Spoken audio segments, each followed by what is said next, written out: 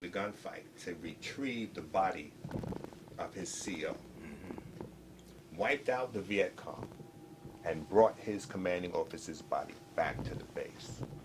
They just gave him the Congressional Medal of Honor last year for what he did back in 1966 or 68.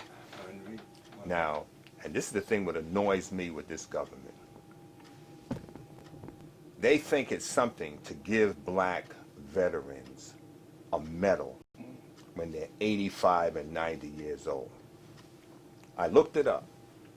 The Congressional Medal of Honor entitles you to a 10% increase on your pension for every year after you've retired.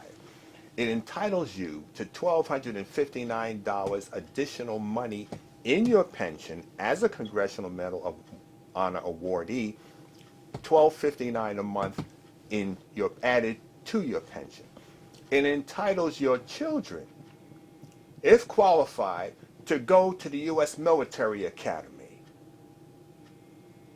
This stupidness that they do in giving black men their awards later in life and to talk like they've done something or they've corrected, it's a damn shame and it's a disgrace. All right? It's because planned out well. yes, because when I did the math on this brother who was a Green Beret sergeant. A Green Beret sergeant. They owe him over $650,000 in back money. That's what they owe him. Now, what could he have done with that money through the course of his lifetime? Right. And they're giving it to him now. Oh, You see, they're giving it to him now? they gave him the medal. Yeah. I don't know if he got the back money. I don't know if he's aware of that. But these are the things that these racists do. And they said specifically, President Obama said he didn't get it because of his skin color. Straight up. All right. So that's money. That $1,259 is money back in the 60s. That was a lot of money. He could have bought a home. He could have been putting money away for his children's education. More education. Right. And his kids are grown. His kids are grown. Right. So it's not about them going to college now. They can't go to the U.S. Military Academy. But any child of an awardee of the Congressional Medal of Honor, those are the benefits. And for each medal that you get, there are certain benefits that you're entitled to. And for them to have denied you your disability pension up until 6 months ago. 6 months ago? Actually, what happened, in December, I fought them, and they gave me 20%. Oh, just 2 months ago? No, this was December of last year. Last year. That's 2 months ago. No, December of 14? Of 13. Oh, 13. Okay. Okay. They gave me 20%, $400. And they went back, they gave me $2,000 back pay, supposedly. $2,000. Okay, then I didn't like the idea of this $400, nothing. So I started fighting them. And I would go down in New York. And I happened to be going through some of my pictures.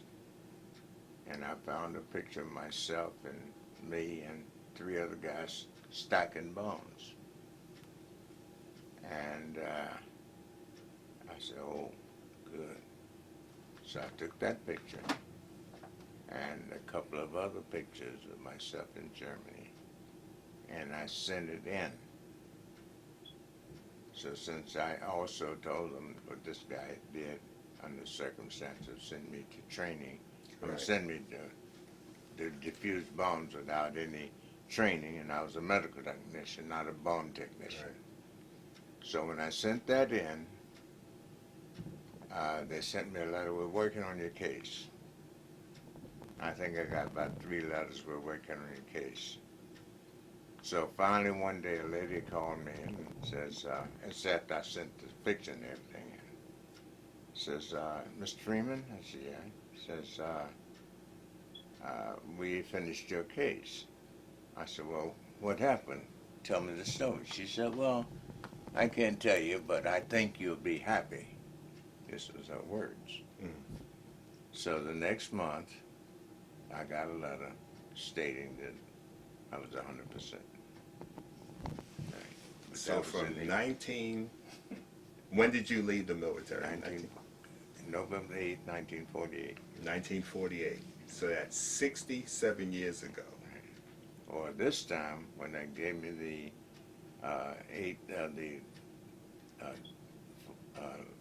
full amount, they sent me 4,000 and change back pay. $4,000. And then since April, I've been getting 20%, 100%. Yeah, but they still owe you. Oh, they owe me a lot of money. Because you see, this happened in he sent me to the bomb depot in 1946. So that's hazardous duty pay. You're already in a war. And then they've got you defusing bombs, and you don't know anything about ordnance. They owe you money from that time, straightforward. You need to be calling President Obama on his cell phone and tell him, yo, where's my money? You know, the medal doesn't mean anything. There are things you could do with the hard money.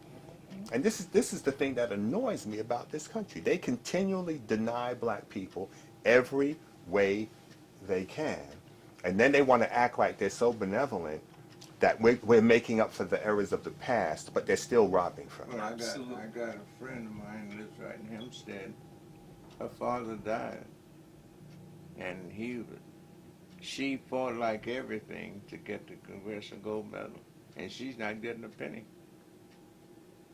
And the medal, I don't know why they call it a gold medal. It's not a gold medal.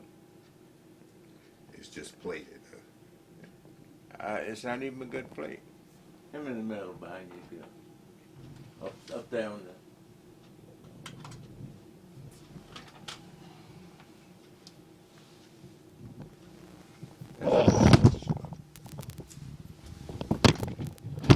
I remember seeing this emblem.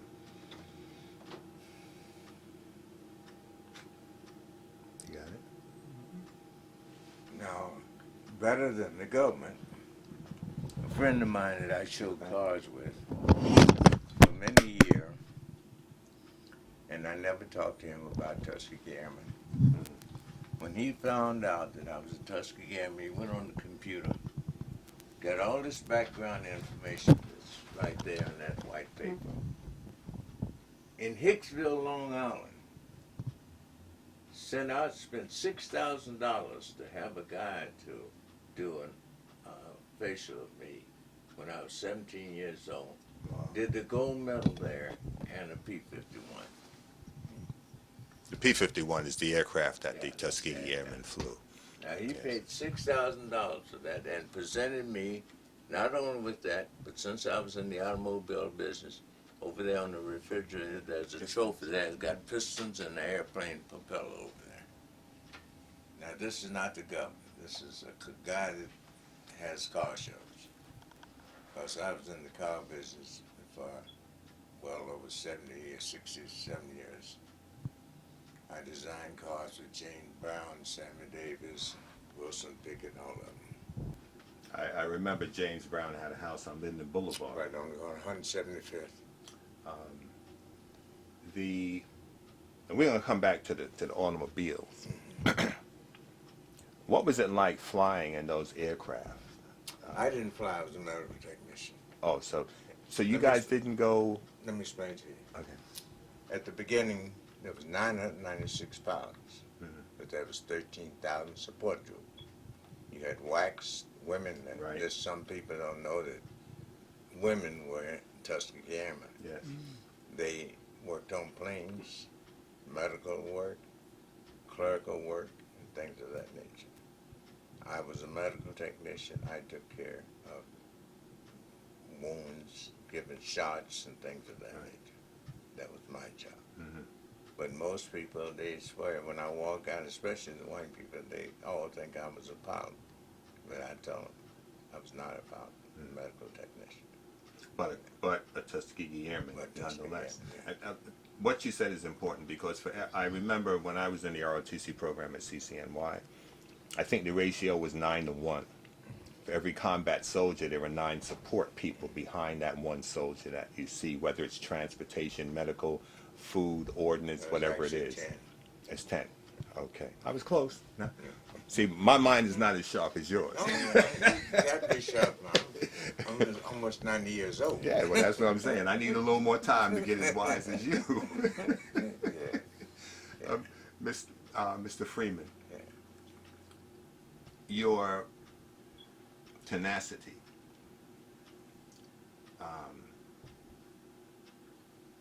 to make it through.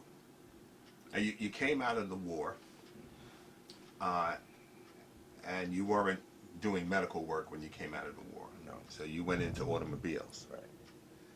So I heard tell from Lamar Gilmore that you were the first auto salesman in I was first in Cleveland? a lot of things. In First 48. black?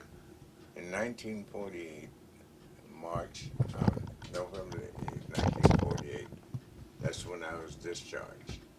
That's also the time that I came down to Gangplank and seen white in color. That was also the time that I threw away my uniform. Mm. But in those days, men of color, their number one job was being a porter or going with J. Randolph. J. Randolph was in charge of porters.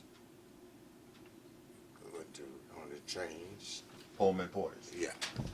So, Or A. Philip Randolph. A. Philip Randolph. So I didn't want to be a porter, and I didn't want to do construction work. So I decided to go into selling cars. At that time, there was no men of color selling cars in Columbus, Ohio. And I have even a better story to tell you about New York, which I'll get up to. So in 1948, I went to a Hudson dealer. My father had a Hudson. 1953 Hudson. So I asked the fellow about a job. He said, yeah, he gave me a job. Television was also introduced in this country in 1948.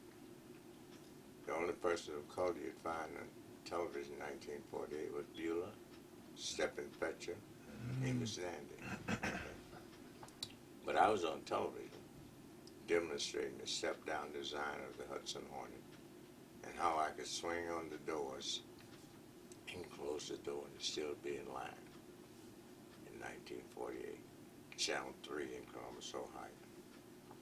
You have any pictures of that? I'll have to look. I'm not sure I have that because I might have. I'll check with I got a thing full of books there. I'll look. And then I started selling cars in Columbus. Columbus had 450,000 people in Columbus.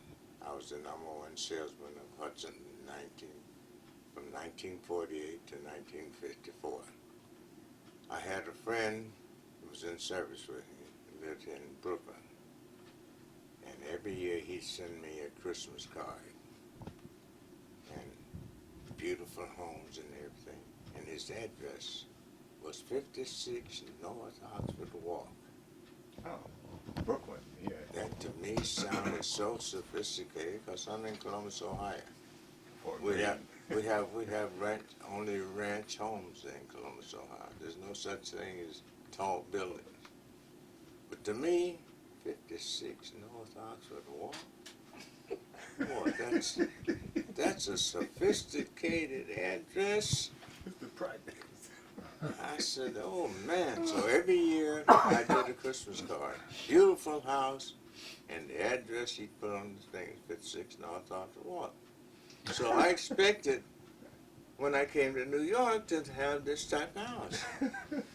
So every year, man, you should come to, you're doing so good in Ohio, and they only got 4,000 sales person. Come to New York, we've got 8 million people, you'll be a millionaire and nothing flat. So after a few years, him sending me this card and this beautiful thing, so I said, I'm tired of Ohio, let me go to California or either I go to New York. So I had a 1954 Hudson Hornet. And I said, look, I don't want to go to New York with a new car because I don't know what's going to happen. So I sold the car And I paid $50, and I bought a 1940 Business Coupe Dodge. Wow. That's a car that the salesman used to use, had only one seat and all backwards for the shoes. So I bought one of those. And I drove to New York. I left home 4 o'clock in the morning. I got here at 5 o'clock. And I had a lady had a son, Marvin's studio next to the Apollo Theater. So I went up there, and the cat turned out to be a faggot. So I said, no, I'm not going to stay here. So I cut back, and I went to Brooklyn. So I get to Brooklyn, and I'm asking everybody, can you tell me where 56 North Oxford was? No. And I went up Fulton Street, and nobody knew 56 North Oxford. No. So I finally ran across some guy. He said, oh, yeah, that's down by Junior's. Right. I said, by Junior? Yeah, I said, all right, what you do, go down Fulton Street. When you get to Flatbush Extension, make a right turn. You'll see a cheese place on, go till you see the cheese place. That's DeKalb Avenue. And then the next street after that is Gold Street. Make a right turn on Gold Street and come up, and you'll see 56 North of 1. So I'm going down. Down, I make the turn. When I turn on Gold Street, all I see is these big, tall buildings. Uh-huh. I said, what the hell is this guy? I don't know what the hell he's talking about. So I stopped the car, and someone was coming by. I said, can you tell me where 56 North Oxford Walk is? He said, yeah, what you do, walk through these and look up on top of the building, and each building has a number on it. It's okay. And I'm walking through, and I walk through about a little ways of the field. I come into this big building, and white concrete, 56 North Oxford Walk. I said, man. I said, oh, man. The project. So now I go up to 6, go and look for Marsh Freeman. His name is Marsh Freeman. I go in and look on that thing. I see Marsh Freeman, M. Freeman. So I ring the bell, and I open the door, and I walk up, and I first got on the elevator, and oh man, woo! The smell of that elevator, I thought I was in a #1 toilet. So I get to, I think it was the 6th floor. So I get up there, and she says, the woman comes to, who are you? I said, my name is Julius Freeman. Are you a guy that Morris been talking to? I said, yes, I'm from Ohio. Well, he's not here anymore. The summit is no good. She's my expression. We split. Whoa, he's gone. He's gone. So I said, now what the heck am I going to do now? So I come down. I said, okay, thank you. Because she's belligerent there. My name being Freeman, too. So I come down, and I asked the fellow, I said, do you know where I can find a hotel or something? He said, well, I have a friend that owns a building on South Oxford, and I know they got an apartment there. I said, where's South Oxford? So he said, well, the best thing you do is get back around, go up Fulton Street, and up Oxford, you see South Oxford. And he says, but you're not going to be able to go down that way. You're going to have to park your car, and you'll have to walk down. So I did, and walked down. 179 was 2 houses off Atlantic Avenue on the left-hand side. Bartlett Center's there now. They Right, took it's a ball gone. in Yeah, that's now. all now. Yeah. So I walked in. The woman's name was Tina Turner. Excuse me? Tina Smith. I'm sorry. And I says, I rang the bell. I says, I understand you have, yeah, I have a 5-room apartment. I says, how much is it? She says, $21 a month. And I had $400. So I said, okay, I'll take it. So I took the apartment. In the meantime, it was a very nice apartment. So I started going around and learning about Brooklyn, Town Hill, and what have you. Town Hill was jumping in. Yeah. So James Brown and Sam Cooke and everybody was appearing at the Town Hill on Eastern Parkway in Bedford. So then I decided I better start getting a job. So I started going around the dealerships. They had a dealership on Flatbush Extension called Pep and Potter, Plymouth dealership. I walked in. I said, May I see the manager? Yes, okay. Manager, yeah, boy, what can I do for you? I said, I'm seeking employment. I don't need no porters today. I said, okay, and I walked out. Across the street, next to Junior's, was an Alvin Swartz Chevrolet dealership. So I walk over there, ask for a job. No, don't need no porters today. I'm in Brooklyn, 8 million people. Okay. So I gave up that day. I went to Barton. I said, I can't believe this. I'm here in New York, and they tell me because I'm walking, I'm dressed in a suit and everything, they're telling me to be in the porter. So I said, well, this is Brooklyn. Let me try New York. Well, I went to New York, and the number one Cadillac dealer was Kings County Cadillac on Broadway. So I went in there seeking employment, same thing. They thought it was crazy coming in to look for a job as a salesman. So I found out now 4 places they never heard of black salesman. So I came back to Brooklyn. My money's going to disappear because I'm partying a little bit too, you know. Okay. Of course, things was not as bad as today, but it's still as bad now. So I picked up the paper. I seen the ad in there. Porter wanted, Empire State Building, 12 to 7 o'clock, $1 an hour. So I said, well, I better jump on this. $1 an hour. So I went down to Empire State Building, took a job, $1 an hour. So what I did, I said, now, well, I'll take a suit, put it in the closet, and take my dungarees. I had 2 floors to the garbage cans in the office. So I would jump in there and go at 12 o'clock, about 12:30, I did both floors. Then I'd put 2 desks together and go to bed. Right. Next morning, I get up at 7 o'clock, put the desk back, go in, freshen up, and put on my suit, take my dungaree, put on the suit, and walk up and down looking for a job. So still no success, but I ended up getting on a train. I don't know how I ended up on Flatbush Avenue. And I ended up at Avenue H in Flatbush Avenue. No black people even living nowhere near there. You took the D train? I don't know what train it was. It was the first time I took a train. Oh, Avenue H. That's by Brooklyn College. Down by Brooklyn College.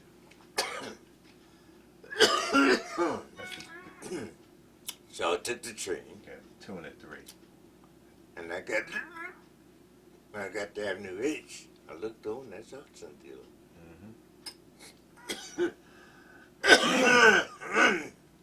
So I got off the train and walked in and asked to speak to the manager. I said, I don't have a manager, I'm an owner. He said, what do you know about Hudson? I said, oh, got the Hudson Hornet, Commodore 6, Commodore 8, the Wasp. He says, go out in the back and get yourself a demo. You got a job. So I went in the back and I picked out a chartreuse Hudson Hornet convertible.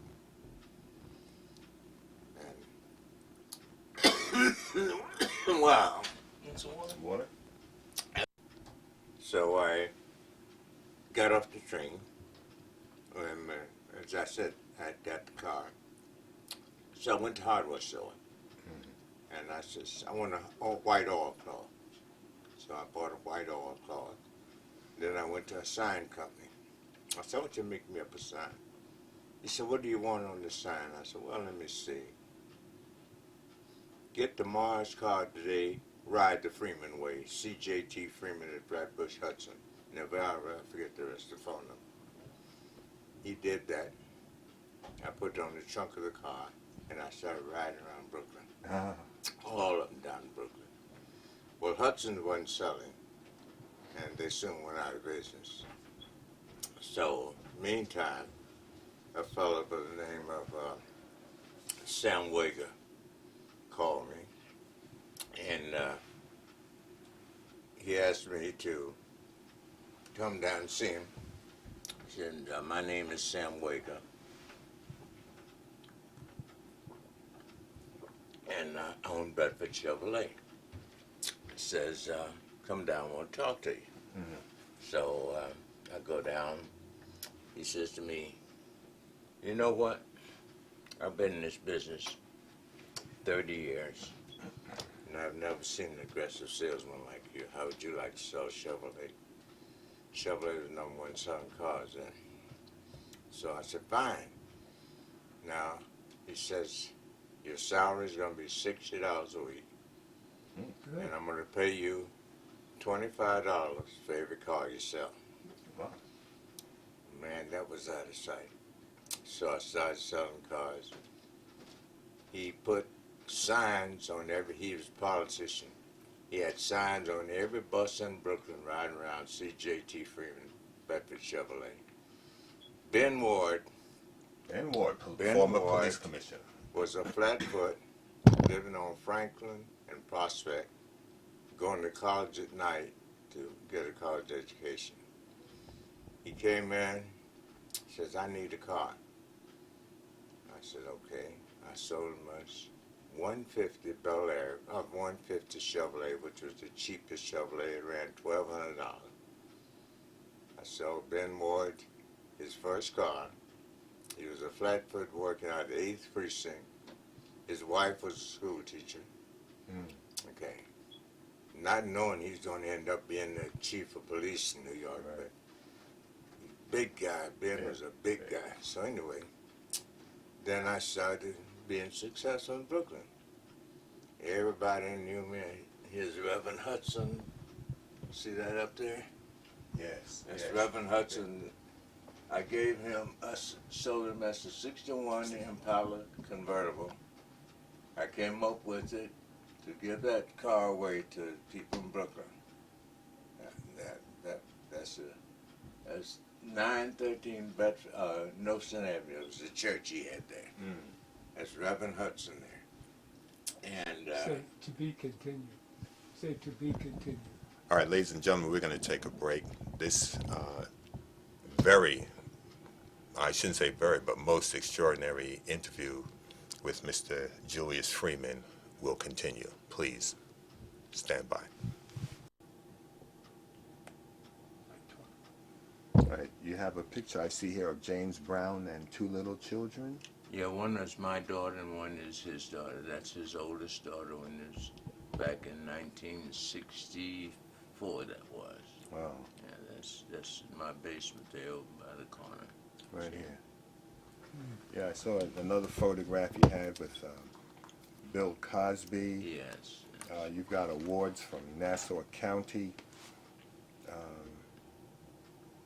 honorable service in the United States Armed Forces and the American Legion. Yeah, and this is the George Lucas promotion of Red Tails. The Red Tails. That was with Cuba Gooding Jr. Cooten Jr., Clarence Terra, and that was the Red Tails that we promoted 2012 with Magic Johnson's Theater. Oh, in Harlem. Yeah, we went to Harlem Yes. with it. This is Okay. George Lucas here, and that's me Right. standing there. Right. I want to go back to the Tuskegee Airman that you were talking about half an hour ago. Which section? Tuskegee? Al Sharpton. Tuskegee, you were mentioning Al Sharpton? Well, that was We Al were talking Sharpton. about James Brown. That was James Brown. That Brown. had nothing to do with Al. Well, let's go back to James Brown. Well, with James Brown, when I was in his home, as I stated previously, I was there at all times, and I designed quite a few cars for him. At one time, I had to rent a garage on Archer Avenue because I had 45 of his cars. 45. 45 cars. I ended up selling. He had the Rolls Royce. I sold him a 65 Rolls Royce, Cadillac convertible, and then he had a station wagon. I sold him a Buick station wagon, a Cadillac station wagon. I had 45 cars there. Wow. On Arch Avenue, I had the whole garage there with 45 of his cars. When he appeared Howard Theater in Washington, D.C. He also would be there for 14 days. He called me up and said, Mr. Freeman, bring me the Excalibur, bring me the Rolls Royce. I used to love the Excalibur. Oh, you love the Oh, Excalibur? yes. In Used to fact, I love got to the see those. picture. There's the Excalibur right there. And he said, bring me the Excalibur, bring me the Rolls Royce, and bring me the Tornado. And I had 3 drivers that I had to keep at all times because any place he appeared back in those days would be 14 days. If he was in Cherry Hill, New Jersey, 14 days. In Washington, D.C., 14 days. The Apollo Theater, 14 days. And it's fantastic back in those days. I tell you, I went to see James Brown on his last trip to the Apollo Theater. Yeah. You know, and I said I had to see him again because I knew he was getting older, you know, but a classic act. And Yeah. I saw a video that was playing in one of the appliance stores downtown Brooklyn, and it was a video of his show. And these young teenage guys were watching. They were 16, 17, and they're watching James Brown. They said, man, this guy is bad. Whoa, he is too much. And then one of the guys said, who is this dude? And they all said, I don't know, man, but this guy is bad. And this is about 5 years ago, 6 years ago. I said, you know Jay-Z, you know Q-Tip, you know all these guys, but you don't know who this is? They said, no, who is this guy? I said, this is the guy that these guys are covering. This is the godfather of soul. You don't know James Brown, and you look black to me, but you don't know a cotton-picking thing, let alone your history, your music. But they didn't have a clue as to who James Brown was. Well, the guys that credit James Brown, Michael Jackson, so I remember Wilson Pickett, James Brown, Joe Tex, and myself was sitting in the balcony on the right side of the Apollo Theater. And this little boy comes out with his brothers and sisters. And he was about this tall, never heard him before, and he started doing James Brown. I said, James, look, this cat out there, man, doing you. It was Michael Jackson. What? Michael Jackson. I said, I can't believe this young man. He was doing the foot and going down and doing the I said, Half split and everything. yeah, He did it all. everything. And he was looked to be about 7 years old at the time. And James had a fit. He said, look, and he started, go boy, go boy. And we had a lot of fun together. James and I, we did a lot. We used to hang out at Frank's Steakhouse, and we'd go to Cherry Hill. Oh. Speaking of Al Sharpton, I'll just say one word. One evening I was at James' basement, and the bell rings. And I go to the door and I said, yes? He says, my name is Al Sharpton. I'd like to see Mr. Brown. I said, hold on. Mr. Brown, there's a young fellow out here saying he wants to speak to you. He says his name's Al Sharpton. He said, let him in. And he went in, and he started talking to James, and he was talking about his preacher and etc.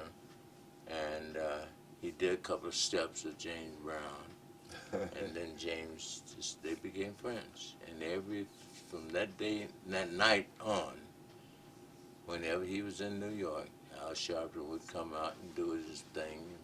And in fact, he has a saying, I'm a preacher, and I get around. But when James Brown's in town, I get down. I know that was his favorite word. He was a teenager at that time? Oh, he was not a teenager. I think he was about 22 or 23 years old. Okay. I think somewhere in that Yeah. age. Yeah. But they became friends, and anytime he was in New York, he was always, there's two people you'd always see backstage when James Brown was in town. And it'd be J.T. Freeman and Al Sharpton. Both would be there.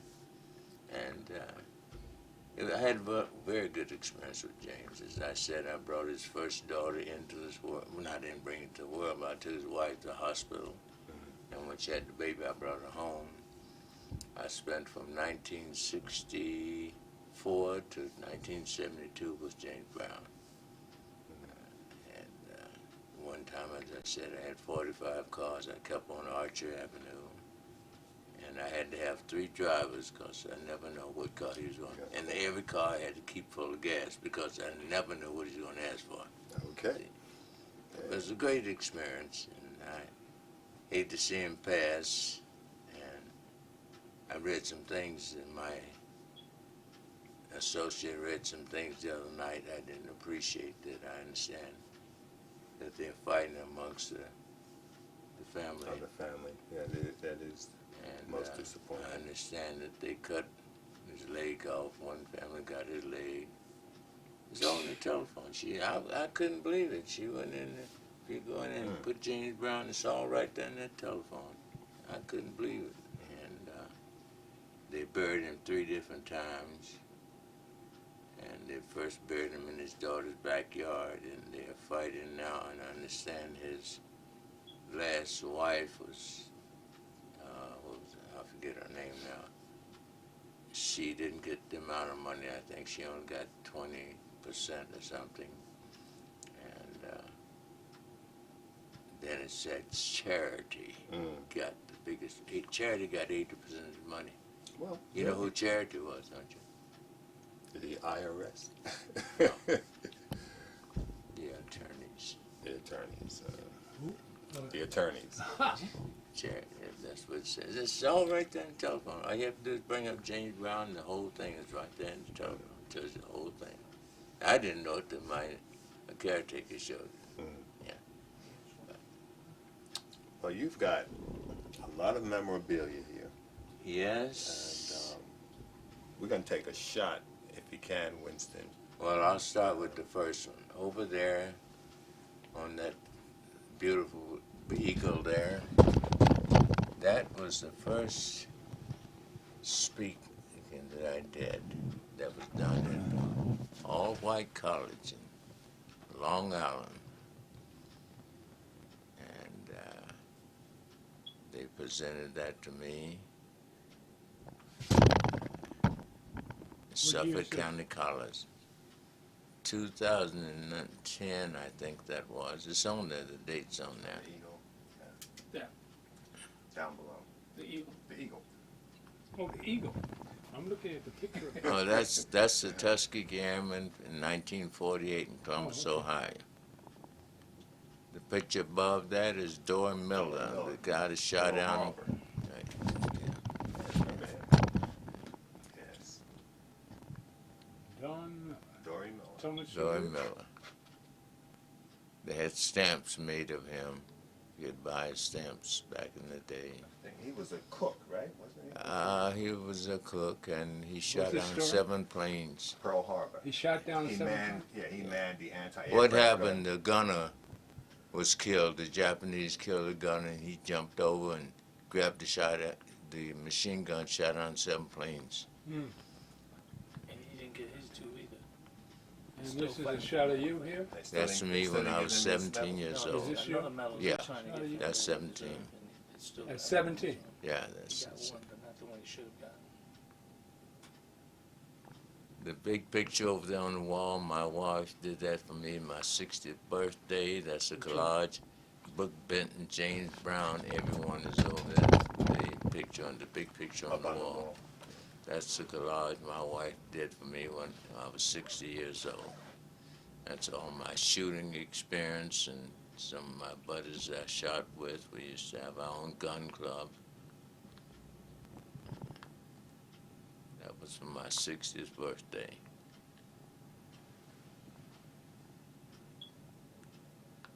How many years were you and your wife married? 53. 53. That's a bunch. And this picture here is, That picture there, the first one there, is the one there on the wall. That's my gun club. If that's the one you're shooting over there, that's my gun club. This is when my daughter was born. The picture that me and my wife here.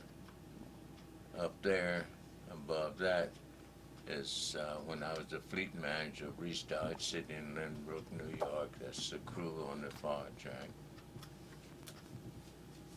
And this one over there is when the Legion of Leaders. I was Chevrolet as top issue Chevrolet back in the day. And that's my wife and I. Over here is me and my Maserati. These are plaques that I've received over the time. And this car is a what? And that's the Maserati, that TC Maserati, the white car with the top down. Lights glaring in, I can't get it. Let's stop for a minute.